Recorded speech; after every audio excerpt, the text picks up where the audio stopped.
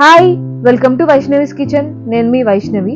ఈరోజు నేను గోంగూర పులుసుకూర ఎలా చేయాలో చూపిస్తాను. ఈ రెసిపీ చాలా ఈజీగా అండ్ టేస్టీగా ఉంటుంది అండ్ చాలా ట్రెడిషనల్ రెసిపీ కూడా. వీడియోని లాస్ట్ దాకా స్కిప్ చేయకుండా చూడండి.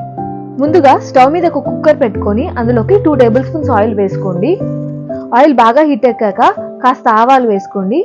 ఆవాలు బాగా చిట్టిపట్లాడాక ఒక 1/2 టేబుల్ స్పూన్ మినపప్పు యాడ్ చేసుకోండి. మినపప్పు కూడా బాగా వేగాక ఒక 2 ఎండుమిరపకాయలు వేసుకోండి. దీంట్లోకి సన్నగా తరిగిన పచ్చిమిర్చి ముక్కలు వేసుకోండి. ఇప్పుడు దీంట్లోకి కాస్త ఇంగువ యాడ్ చేసుకొని బాగా ఫ్రై చేసుకోండి. ఆ తర్వాత చిటికెడు పసుపు యాడ్ చేసుకోండి. ఆ తర్వాత ఒక పావు గంట నానబెట్టుకున్న 1/2 కప్ శనగపప్పును వేసుకోండి. ఇప్పుడు దీంట్లోకి ఒక కట్ట గోంగూరని బాగా వాష్ చేసుకొని ఇలా సన్నగా తరుక్కొని వేసుకోండి. ఇప్పుడు తిరుగుమాత కలిసేలాగా బాగా కలుపుకోండి. దీంట్లోకి తగినంత సాల్ట్ వేసుకొని బాగా మిక్స్ చేసుకోండి.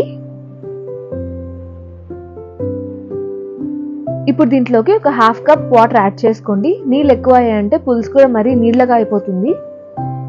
ఇప్పుడు కుక్కర్ మూత పెట్టుకొని ఒక 2 విజిల్స్ రానివ్వండి. కుక్కర్ ప్రెషర్ పూర్తిగా పోయాక కుక్కర్ మూత ఓపెన్ చేసి 1 నిమిషం స్టవ్ మీద పెట్టుకొని బాగా కలుపుకోండి. అంతే, గోంగూర పులుసుకూర రెడీ అయిపోయింది. ఈ పులుసుకూర వేడివేడి అన్నంలోకి చాలా బాగుంటుంది. మీరు కూడా ఒకసారి గోంగూర పులుసుకూరని ట్రై చేసి ఎలా కుదిరిందో నాకు కామెంట్ బాక్స్లో కామెంట్ చేయండి. Please subscribe. Thank you.